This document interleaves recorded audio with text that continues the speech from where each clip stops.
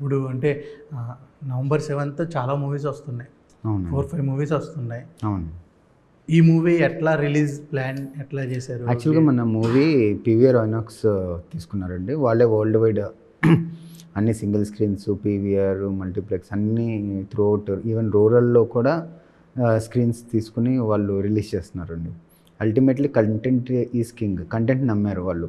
ఆ product quality కానీ, audience ఇచ్చిన బజ్ కానీ, ఇవాళ ఆడియన్స్ చాలామంది ఏమంటారంటే జెన్జీ రీల్స్ ఓపెన్ చేస్తే నెగిటివ్ అది ఇది అంటూ ఉంటారు. బట్ ఒక పాజిటివ్గా, హానెస్ట్గా, సిన్సియర్గా ఒక పాయింట్ని చెప్తే వాళ్ళే సినిమాని లేపి ఎక్కడ పెడతారు అనేది మనకి ఎగ్జాంపుల్స్గా చాలా మూవీస్ చూసాం. ఇలానే మేము సాంగ్స్ వదిలినప్పుడు సాంగ్స్ మంచి రెస్పాన్స్ వచ్చింది. టీజర్ నుంచి వాళ్ళు చాలా హైప్ ఇచ్చారు. ఇంతకు మించి మేము ఆడియన్స్ నమ్మే ఈ స్టోరీని తీసుకొచ్చాము. నేను వన్ ఆఫ్ ద ఆడియన్. ఇవాళ నాకు ఆ ఆపర్చునిటీ వచ్చి నేను తెర ముందుకు వచ్చానండి.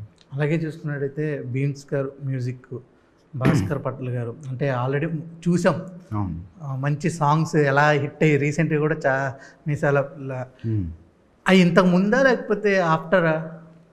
అంటే ఈ ఏదైతే రిలీజ్ అయిన సినిమా సంక్రాంతికి వస్తున్నాం ముందేనా ఇది స్టార్ట్? ఇది సంక్రాంతికి వస్తున్నాం తర్వాత అప్పటి నుంచి ప్యారలల్గా వర్క్ జరుగుతూ ఉంది. ప్యారలల్గా బీమ్స్ అన్న హీజ్ తన ఎనర్జీ ఒక రెడ్ బుల్ తాగినట్టు ఎప్పుడు 24/7 పరిగెడుతూ ఉంటారండి. తను ఎన్ని సినిమాస్ అయినా హ్యాండిల్ చేయగలరు. తను చిన్న సినిమా పెద్ద సినిమా ఏం లేదండి. తన కష్టాన్ని నమ్ముకున్న ప్రతి ఒక్కరికి తను హార్ట్ఫుల్గా 100% బెస్ట్ ఇస్తారండి. ఈ సినిమాలో ఆర్ఆర్ నుంచి ప్రతిదీ ఒక సాంగ్ అయితే రేపు మార్నింగ్ రిలీజ్ చేద్దాము అన్నప్పుడు కూడా బిఫోర్ 1 hour మేము ఆడియో వాళ్ళకి ఇచ్చే వరకు తను వర్క్ చేసి ఇచ్చారండి. అంటే ఒక పక్కన చిరంజీవి గారి మూవీకి వర్క్ చేస్తున్నారు.